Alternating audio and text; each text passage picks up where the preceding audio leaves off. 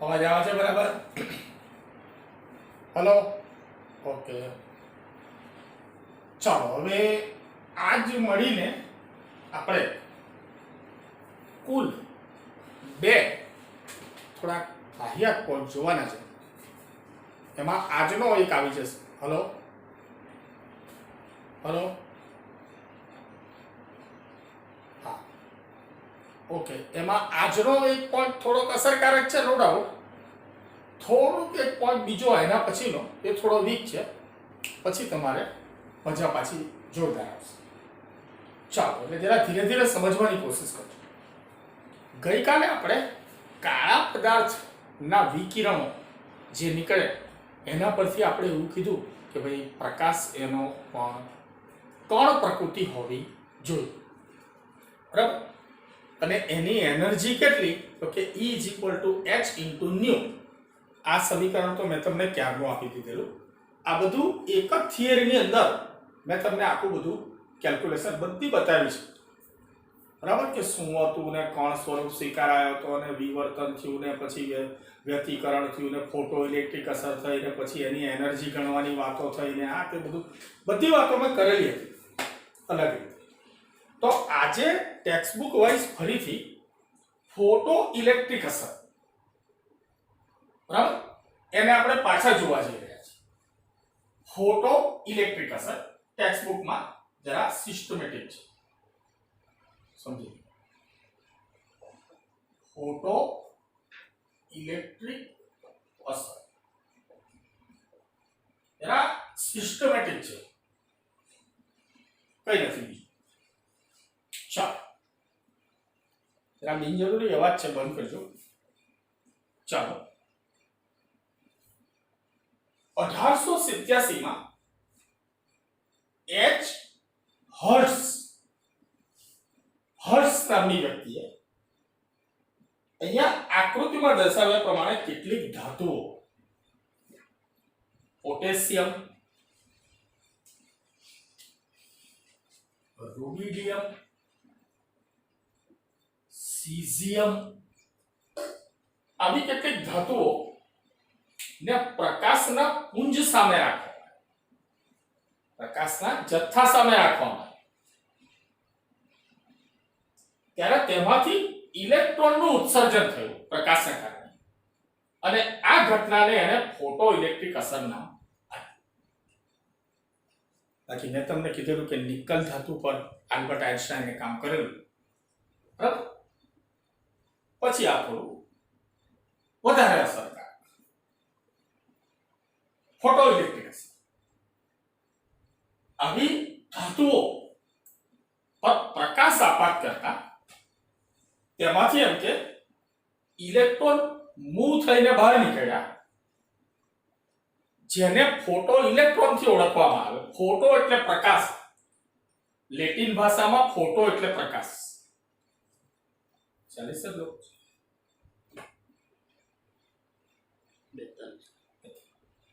Photo એટલે પ્રકાશ, અને આ ઘટનાને ફોટો ઇલેક્ટ્રિક અસરથી ઓળખવામાં. જો જરા આકૃતિ હું દોરતો નથી, આપણે જે ટ્યુબ દોરેલી એ પ્રકારની આકૃતિ છે, દેખાય છે? આપણી ટેક્સ્ટબુકમાં છે, જોઈ લો. એ મીટર છે, બેટરી છે, આ જે તે ધાતુ અને એના પર પ્રકાશ આપાત કરવામાં આવ્યો.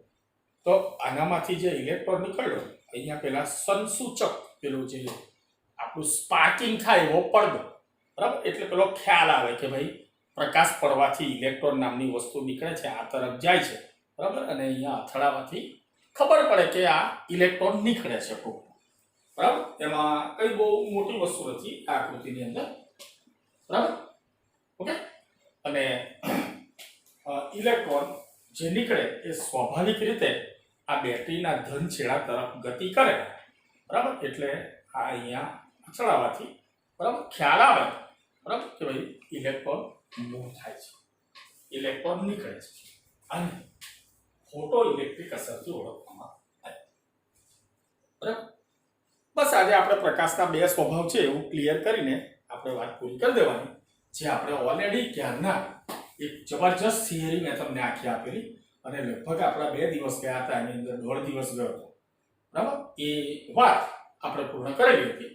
હવે આ જરા વળી કાળા પ્રકાશનું વિકિરણ ને વળી કઈ ફોટો ઇલેક્ટ્રિક અસર અલગથી બતાવી ને બરાબર, બીજું કોઈ લાંબી ચોડી કોઈ વાત. ચાલો, જેનાથી મળેલા પ્રાયોગિક પરિણામો કંઈક નીચે મુજબ, બરાબર. તો મસ્ત 3 પરિણામો અહીંયા આપણે ક્લિયર કરવાના છે આ છે, બરાબર. એટલે કમ્પ્લીટ રહેજો, બરાબર. પછી થોડું કાર્ય વિધેય નામની એક વસ્તુ આવશે, થોડીક સમજણ સારી છે આ પોઈન્ટની અંદર. હા, એટલે જરાક સમજજો. ફોટો ઇલેક્ટ્રિક અસર એમ તમને જો પૂછે એક્ઝામમાં તો તમારે આ મુજબ લખવું પડશે. અને લખવું ગોખવું આ તમે વાતને બંધ કરો યાર, મહેરબાની કરો. તમે સાયન્સને બચાવો, મહેરબાની, બરાબર. નહીં તો આગલા લેવલે જશો ને તો તકલીફ થઈ જશે.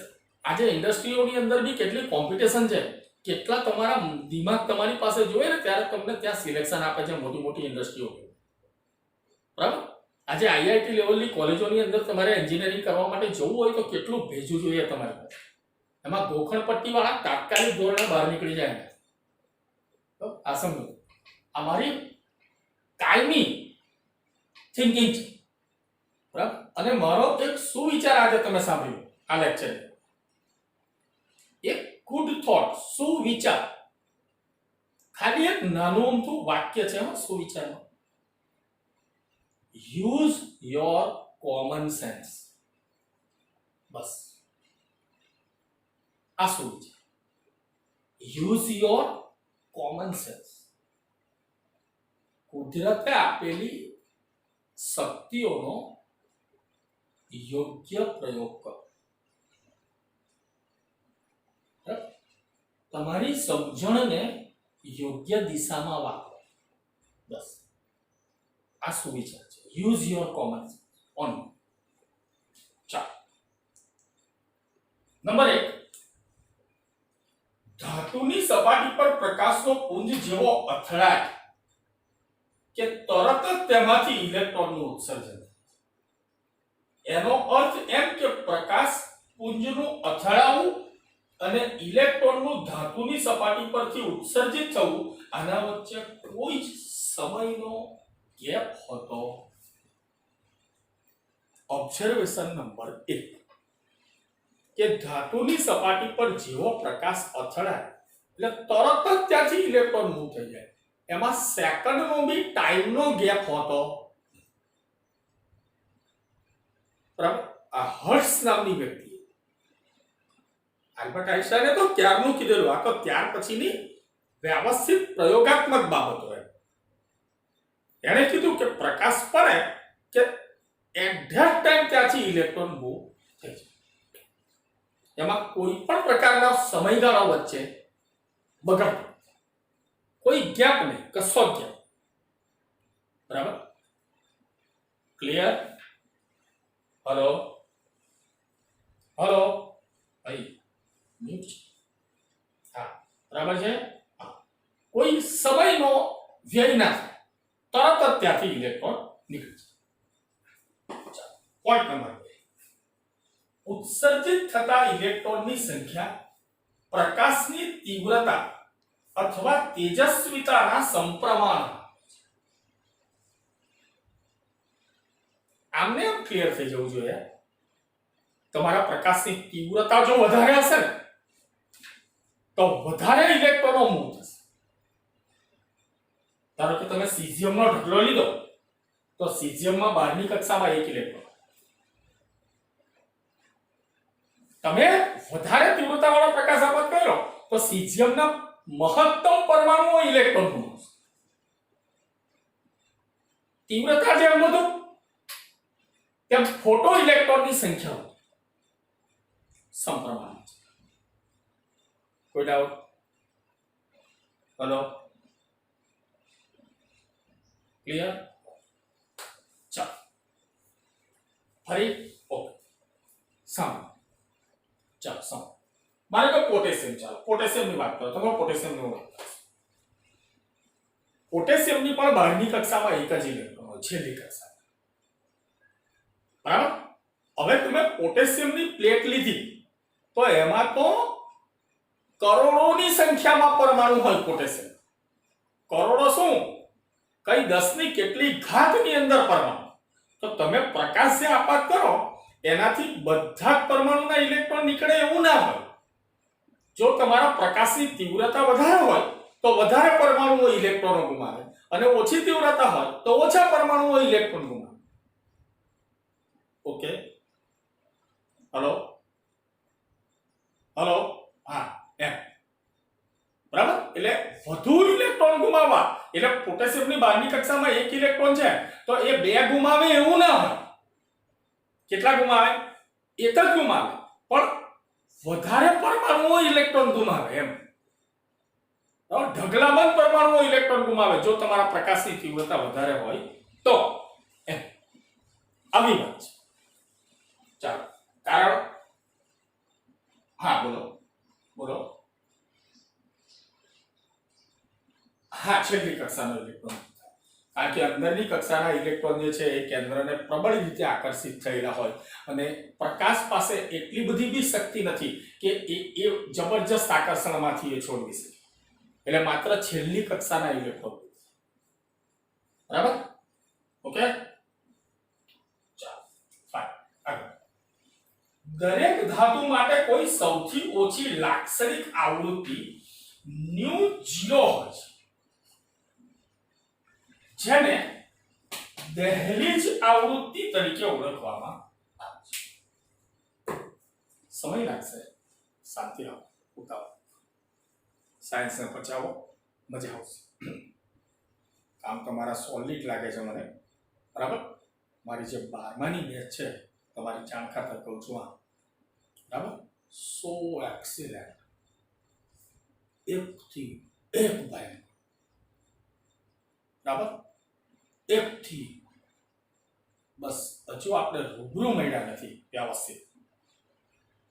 તમે પણ એવા જ હશો એવી હું અપેક્ષા. એકથી એક ચડ્યા તમારે માનવું પડે. આવી બેચ મેં ભૂતકાળમાં અંકલેશ્વરમાં નથી, એવી 12માની બેચ છે અમારી, જે અત્યારે 11માથી 12મામાં આવે છે. બસ તમે પણ કંઈક એમ જ હશો, કારણ કે અત્યારે હું અનુમાન તમારા વિશે ન બાંધી શકું, કારણ કે આપણે હજુ પ્રત્યક્ષ કાર્ય બહુ કર્યું નથી. પણ તમે એને ફોલો કરજો તો મજા આવશે. હવે આ દહેલીજ આવૃત્તિ આ કહેવાશો થ્રેશોલ્ડ ફ્રીક્વન્સી, દહેલીજ આવૃત્તિ. જો દહેલીજનો અર્થ છે ને આવો નીકળે, લઘુત્તમ. લઘુત્તમ આવૃત્તિ તો તમે જાણો છો, ન્યુ, બરાબર. આવૃત્તિ એટલે 1 સેકન્ડમાંથી એક બિંદુએથી પસાર થતા તરંગોની સંખ્યા. તો તમે માનો કે પોટેશિયમ ધાતુ છે, પોટેશિયમ ધાતુ પર તમે કોઈ યોગ્ય આવૃત્તિ વાળો પ્રકાશ આપો. ઓકે, પણ છેલ્લી કક્ષાનો ઇલેક્ટ્રોન બી કેન્દ્ર જોડે તો આકર્ષાયેલો જ છે.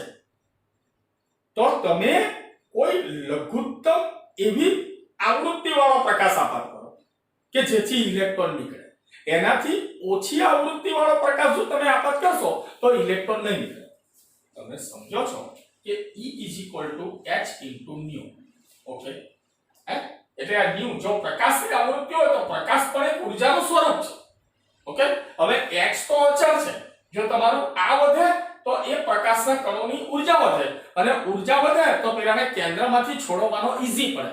પણ હું એમ કહું કે દરેક ધાતુ માટે કોઈને કોઈ એનર્જીનું લેવલ તો હશે ને લઘુત્તમ, એમ કે ઓછામાં ઓછી આટલી ઊર્જા પડે તો ઇલેક્ટ્રોન નીકળે. તો હવે એ ઊર્જાનો આધાર કોના પર રહ્યો? h તો અચળ છે, બરાબર છે. કોના પર આધાર રાખે? ν પર, આવૃત્તિ પર. એટલે અમુક લઘુત્તમ આટલી આવૃત્તિ વાળો પ્રકાશ આપાત કરશો, બરાબર, તો ઇલેક્ટ્રોન દૂર થશે. આ લઘુત્તમ આવૃત્તિનું જે લેવલ છે, બરાબર, એને દહેલીજ આવૃત્તિ કહેવાય.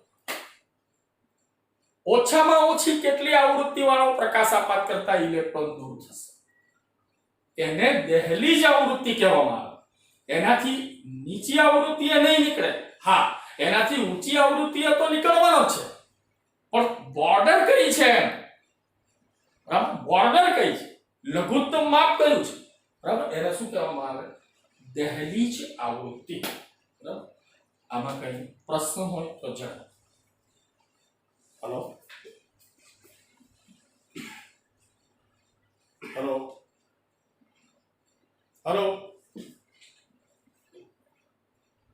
હલો દહેલીજ આવૃત્તિ એટલે શું? આમાં કઈ પ્રશ્ન હોય તો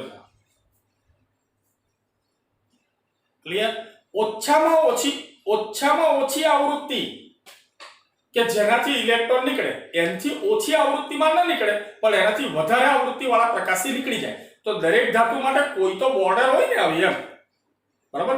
કોઈ તો એનું માપ હોય ને ચોક્કસ કે આટલી આવૃત્તિ એ નીકળે એમ. એ ચોક્કસ જે હોય એને શું કહેવામાં આવે? દહેલીજ આવૃત્તિ. એનાથી ઓછી આવૃત્તિ વાળા પ્રકાશથી ઇલેક્ટ્રોન મૂવ નહીં થાય અને એનાથી વધારેમાં તો થવાનું છે. ક્લિયર? ઓકે, ચાલો.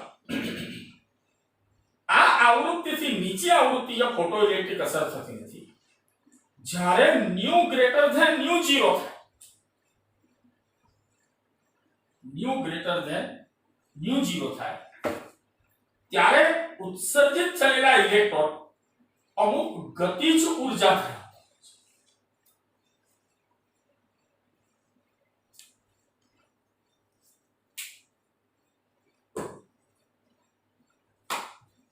આ સમજાવવા માટે હું તમને મોકો આપું છું. ચાલો,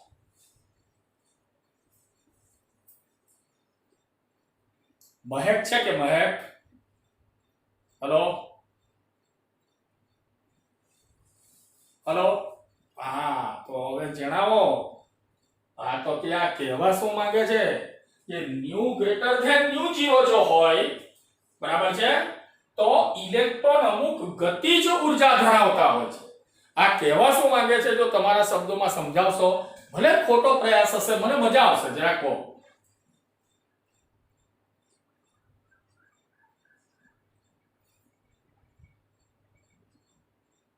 હેલો હેલો, હા, નહીં મેળ પડશે કે હું વાત કરું? Okay, fine. એનીવે, આ બાજુ સાંભળજો. તમારી કોઈ પણ ધાતુ હતી જેના પર તમે ફોટો ઇલેક્ટ્રિક અસર કરવા માટે પ્રકાશ આપાત કર્યો, બરાબર? બરાબર સમજો. હા, એકવાર ન સમજાય તો પાછા કહેજો, બીજી વખત વાત કરીશું, વાંધો નહીં. એનો કોઈ જ વાંધો નહીં. એ કેટલું ચાલે એની ચિંતા નહીં કરવાની, પણ જે ચાલે ને એ સ્ટ્રોંગ હોવું જોઈએ, બસ. આ બાજુ તો એની ન્યુ 0 હતી કે ભાઈ ચોક્કસ દહેલીજ આવૃત્તિ હતી કે આટલી આવૃત્તિએ પ્રકાશ ઇલેક્ટ્રોન તમારો કક્ષા છોડીને નીકળે, બરાબર છે? ઓકે, પણ તમે જરૂર કરતા આવૃત્તિ વધારે આપી, એનો અર્થ કે તમે એનર્જી વધારે. ચોખ્ખી વસ્તુ છે ને, આવૃત્તિ એ એનર્જી છે, એક પ્રકારે પ્રકાશ એ ઉર્જાનો એક સ્ત્રોત છે, બરાબર? તો તમે જરૂર કરતા વધારે તો નિયમ ઉષ્માગતિશાસ્ત્રનો આવું બોલે છે કે ઉર્જાનું સર્જન કે વિનાશ શક્ય નથી, બરાબર? તો તમે જે વધારે આપી તે કઈ ગઈ? તમે જે વધારે ઉર્જા આપી આવૃત્તિના સંદર્ભમાં એ કઈ ગઈ?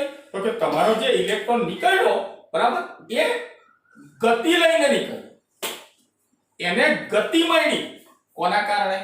વધારાની ઉર્જાને કારણે, બરાબર? એટલે તમારી વધારાની ઉર્જાનો વ્યય નથી થયો, તમારા ઇલેક્ટ્રોન પાસે ગતિ ઉર્જા સ્વરૂપે ઉર્જા હાજર છે, બરાબર?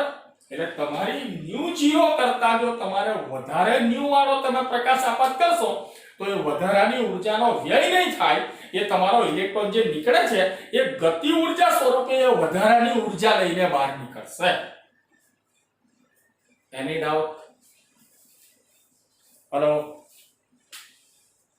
Hello, clear? પાકો? હા, જો તમે જરૂર કરતા વધારે આવૃત્તિ વાળો પ્રકાશ આપાત કરશો તો એ વધારાની ઉર્જાનો વ્યય નહીં થાય. ખબર પડે છે? જે ઇલેક્ટ્રોન બહાર નીકળશે એ ગતિ ઉર્જા લઈને બહાર નીકળશે, એટલે તમારી વધારાની ઉર્જા ઇલેક્ટ્રોન પાસે કન્વર્ટ થઈ ગઈ હશે અને એ ગતિ ઉર્જા લઈને બહાર નીકળશે. ઓલરાઈટ, આ તમારો ત્રીજો પોઈન્ટ હતો, બરાબર? ચાલો, તો અહીંયા આપણે આ 3 પોઈન્ટ પૂરા કરીએ છીએ ફોટો ઇલેક્ટ્રિક અસરના મુખ્ય. પહેલો પોઈન્ટ છે કે ભાઈ સમયનો બગાડ નથી થતો, જેવો પ્રકાશ પડે કે તરત જ બહાર નીકળે. બહાર નીકળતા ઇલેક્ટ્રોનોની સંખ્યા પ્રકાશની તીવ્રતાના સમપ્રમાણમાં હોય છે એમ કે.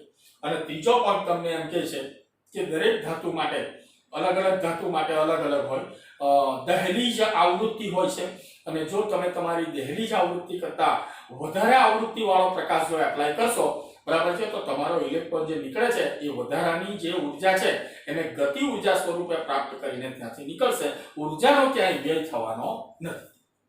ઓકે, ટેક્સ્ટ બુક વાંચતા રહેવું. હો, text book is A most important material in chemistry. કેમ? ચાલો, આ ઇલેક્ટ્રોનની ગતિ ઉર્જા વપરાતા પ્રકાશની આવૃત્તિના વધારા સાથે વધે. ચોખ્ખી જ વસ્તુ. તમે જેમ આપાત થતા પ્રકાશની આવૃત્તિ વધારશો તેમ બહાર નીકળતા ઇલેક્ટ્રોનની ગતિ ઉર્જા વધશે. કારણ કે દહેલીજ આવૃત્તિ તો ફિક્સ હશે. એના કરતા તમે જેટલી તીવ્રતા જેટલી આવૃત્તિ વધારે આપશો તેમ નીકળતા ઇલેક્ટ્રોનની ગતિ ઉર્જા વધારે હશે. ચોખ્ખી વાત છે. ચાલો, ઉપરના બધા જ પરિણામો ચીરસમ્મત ભૌતિક વિજ્ઞાન, ચીરસમ્મત જૂનું ક્લાસિકલ ઓરિજિનલ જૂનું ભૌતિક વિજ્ઞાનના નિયમોના આધારે સમજાવી શકાતા નથી. આ સિદ્ધાંત પ્રમાણે પ્રકાશના પુંજની ઉર્જા પ્રકાશની તેજસ્વીતા પર આધાર રાખે છે. બીજા શબ્દોમાં કહીએ તો ઉત્સર્જિત થતા ઇલેક્ટ્રોનની સંખ્યા અને તેમની ગતિજ ઉર્જા પ્રકાશની તેજસ્વીતા પર આધાર રાખશે. ઉત્સર્જાતા ઇલેક્ટ્રોનની સંખ્યા અને નીકળતા ઇલેક્ટ્રોનની ગતિ ઉર્જા એ તમે એપ્લાય કરેલા પ્રકાશની તેજસ્વીતા કે તીવ્રતા પર આધાર રાખશે.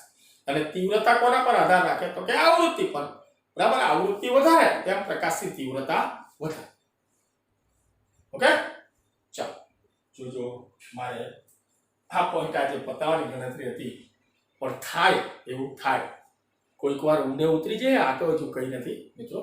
ક્યારેક ક્યારેક તો એટલું ઊંડે ઉતરી જવાશે ને કે તમે એવા નોલેજની અંદર સંકળાઈ જશો, બરાબર, કે તમને સમય સુદ્ધાની ખબર નહીં પડે.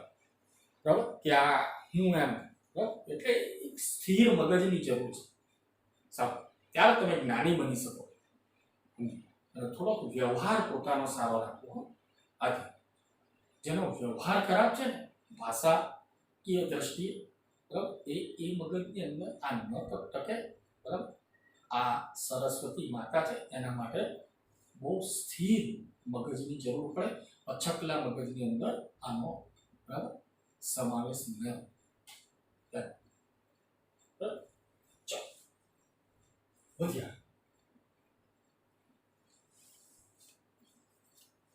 પરંતુ એવું નોંધવામાં આવ્યું કે ઉત્સર્જિત થતા ઇલેક્ટ્રોનની સંખ્યા પ્રકાશિત તીવ્રતા પર આધાર રાખે, પણ ઉત્સર્જિત ઇલેક્ટ્રોનની ગતિ ઉર્જા તેના પર એમ કે આધાર નથી રાખતી. ઉદાહરણ તરીકે લાલ પ્રકાશ કે જે 4.3 થી 4.6 ગુણ્યા 10⁻14 હર્ટ્ઝ જેટલી આવૃત્તિ ધરાવે છે. લાલ પ્રકાશ, તો તમને થતું હશે કે લાલ પ્રકાશ હોય તો એની આવૃત્તિ ફિક્સ જ હોવી જોઈએ. આ 4.3 થી 4.6 આવો ગાળો છે. ચાલો એક ટૂંકી વાત. બધા ઓન છો ને? ઓકે, સાંભળજો. હું પ્રશ્ન કરું અને જવાબ આપજો. આપણી આ દીવાલ બાંધવાની ઈંટ હોય એનો કલર કેવો? બોલો, લાલ કલર, રાઈટ? પાકો ને? હા, હવે સમજો. આપણા લોહીનો કલર કેવો? હવે એ લાલ ને ઈંટનો લાલ આ મેચ થાય છે?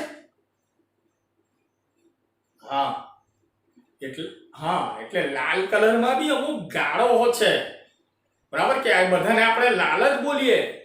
બરાબર છે, જેમ કે બ્રિક રેડ એટલે ઈંટનો લાલ, એપલ રેડ સફરજનની છાલ જેવો લાલ, ક્રિમ્સોન રેડ ગાજર જેવો લાલ, બ્લડ રેડ લોહી જેવો લાલ. એટલે લાલ કલરની અંદર પણ ચોક્કસ આવૃત્તિનો ગાળો છે. એટલે આ ગાળો. બરાબર, લાલ કલર એટલે કોઈ પર્ટિક્યુલર એક જ ટાઈપનો લાલ નથી. સમજી? હવે આપણે બ્લુ કલરની વાત કરવી હોય તો 11 કલર છે બ્લુ ની અંદર.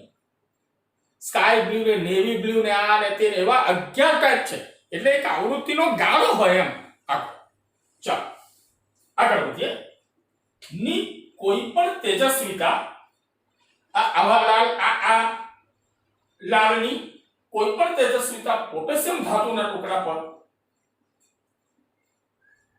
કલાકો સુધી ચળકશે પણ ફોટો ઇલેક્ટ્રોન ઉત્સર્જિત થતા નથી. ફોટો ઇલેક્ટ્રોન ઉત્સર્જિત થતા કોના પર? જો તમે પોટેશિયમ ધાતુ પર આ લાલ કલરની પ્રકાશ આપાત કરશો કે જે આટલી આવૃત્તિના ગાળા વાળો હતો તો ફક્ત ચળકશે પણ ફોટો ઇલેક્ટ્રોન ઉત્સર્જિત થશે. આનો અર્થ શું કાઢવો કે આ આવૃત્તિ જે મારી μ0 જોઈએ છે, જે દહેલીજ આવૃત્તિ છે, જે મિનિમમ લેવલ જોઈએ છે મને આવૃત્તિ, એના કરતા કેવું હશે આ લેવલ? નીચે. બરાબર? એના કરતા ઓછી આવૃત્તિ હોવી જોઈએ જેથી ઇલેક્ટ્રોન નીકળતો નથી. એનો અર્થ કે ઓછી શક્તિ વાળો એ પ્રકાશ જેના લીધે ઇલેક્ટ્રોન મૂવ થતો નથી. બરાબર?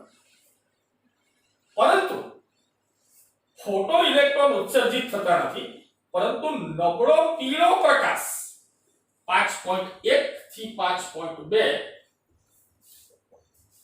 ગુણ્યા 10⁻14 હર્ટ્ઝ. બરાબર? નબળો પીળો પ્રકાશ પોટેશિયમ ધાતુ પર જો પડે તો ધાતુ ચળકે અને ફોટો ઇલેક્ટ્રિક અસર પણ અવલોકિત થાય. કારણ કે પોટેશિયમ ધાતુ માટે દહેલીજ આવૃત્તિ આપેલી છે 5.0 ગુણ્યા 10⁻14 હર્ટ્ઝ. બરાબર? આનો અર્થ શું થયો? કે આછો પીળો પ્રકાશ કે જે આ આવૃત્તિ ધરાવતો એ દહેલીજ આવૃત્તિ μ0 પોટેશિયમ માટે, બરાબર, એના કરતા વધારે છે. બરાબર?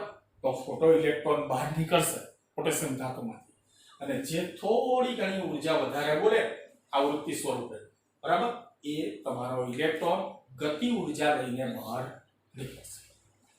બરાબર? ગતિ ઉર્જા લઈને બહાર નીકળશે એવું આ તમને કહેવાનું છે. ઓકે, આગળ આ એની દહેલીજ આવૃત્તિ છે પોટેશિયમ. 1905 માં આઇન્સ્ટાઈન શરૂઆતના મુદ્દા તરીકે પ્લાન્કના વિદ્યુત ચુંબકીય વિકિરણોનો ઉપયોગ કરી ફોટો ઇલેક્ટ્રિક અસર સમજાવી શક્યા હતા. મેં તમને ખ્યાલનું કહી દીધેલું કે આઇન્સ્ટાઈને પણ આ કામ કરેલું, બરાબર છે? ઓકે, અને આ જરાક વધારે ઊંડાણમાં એના ફક્ત કણ પ્રકૃતિ સાબિત કરવા માટે કરેલું હતું, બીજું કંઈ હતું નહીં એના કેસમાં. બરાબર? પણ આખું સૂત્ર ને બધું આપી દીધેલું. મેક્સ પ્લાન્ક, આમાં પ્લાન્ક ચલાવી છે ત્યાં તમારે સમજી જવાનું હોય ને કે આ મેક્સ પ્લાન્કનું કામ હોય. બરાબર છે? ચલો, સમય જરા ઓછો છે, જરા ઝડપ કરીએ.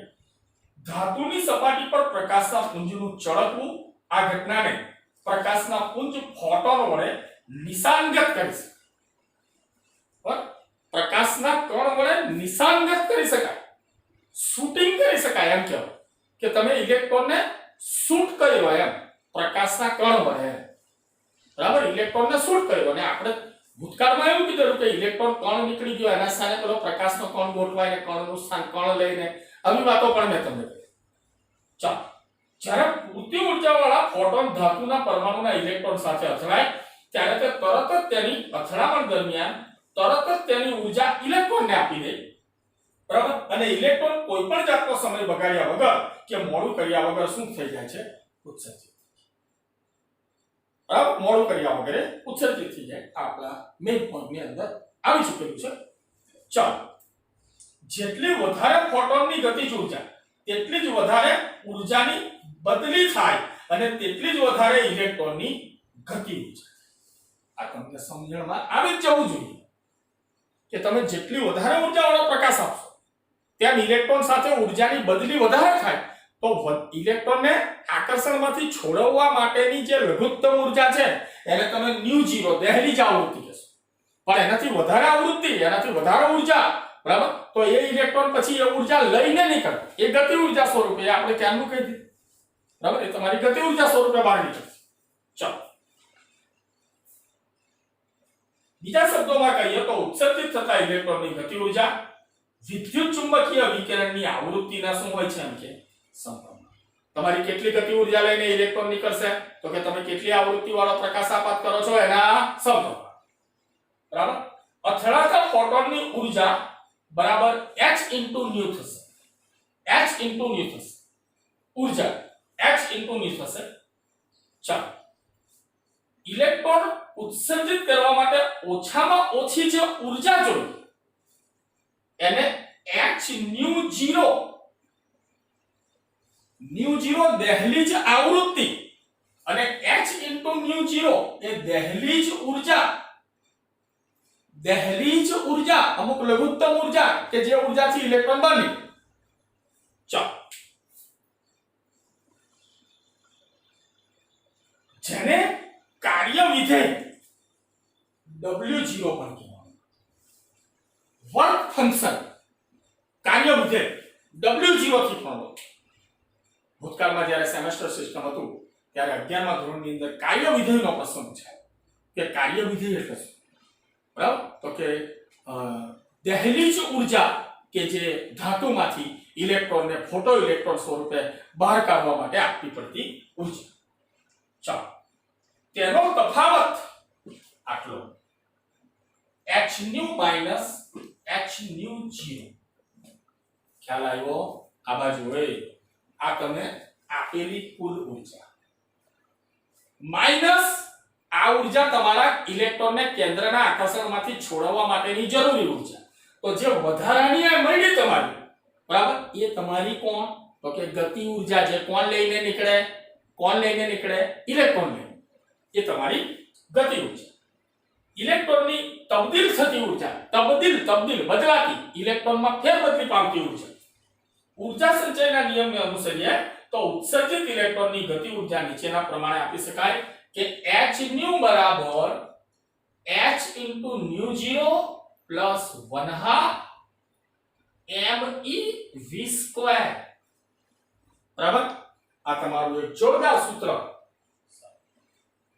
અરે ભાઈ આ E છે આ E0 કહી શકો તમે. હવે સાંભળો તમે જેટલી એનર્જી આપી બરાબર એ ટોટલ કેટલી છે તો કે ઇલેક્ટ્રોનને આકર્ષણમાંથી છોડવા માટે જરૂરી લઘુત્તમ વત્તા એનાથી જે વધારે તમે આપી આ તમારી ગતિ ઉર્જાનું સૂત્ર છે 1/2 mv સ્ક્વેર. પણ me એટલે માસ ઓફ ઇલેક્ટ્રોન એમ ઇલેક્ટ્રોનનું દળ ગુણ્યા v સ્ક્વેર આ ગતિ ઉર્જા એટલે વધારાની ગતિ ઉર્જા લઈને ઇલેક્ટ્રોન નીકળે તે અને આકર્ષણમાંથી છોડવા માટે આપવી પડે તે આ બેનો સરવાળો એ તમે આપેલી ઉર્જા. બરાબર. એ તમે આપેલી ઉર્જા ધ્યાન. ચાલો જ્યાં m ઓફ e એ ઇલેક્ટ્રોનનું દળ v ઉત્સર્જિત થતા ઇલેક્ટ્રોનનો વેગ અંતમાં ઓછી તીવ્રતાવાળા પુંજ કરતા વધુ તીવ્રતાવાળા પુંજ માટે વધુ સંખ્યામાં ફોટોન ધરાવે પરિણામે વધુ ઇલેક્ટ્રોન ઉત્સર્જિત થાય. બરાબર. એટલે ઓછી તીવ્રતાવાળા પુંજ કરતા વધારે તીવ્રતાવાળો ફ્લો જો તમે પ્રકાશનો આપાત કરશો બરાબર તો વધુ ઇલેક્ટ્રોન તમારા ઉત્પન્ન થાય અને એક રીતે આપણે આજના પોઈન્ટને અહીંયા પૂર્ણ કરીએ છીએ. સમય પણ પૂર્ણ થવા તરફ છે. વ્યવસ્થિત વાંચો. બરાબર. પ્રશ્ન હોય તો મેસેજ છે કે તમે પૂછતા રહો.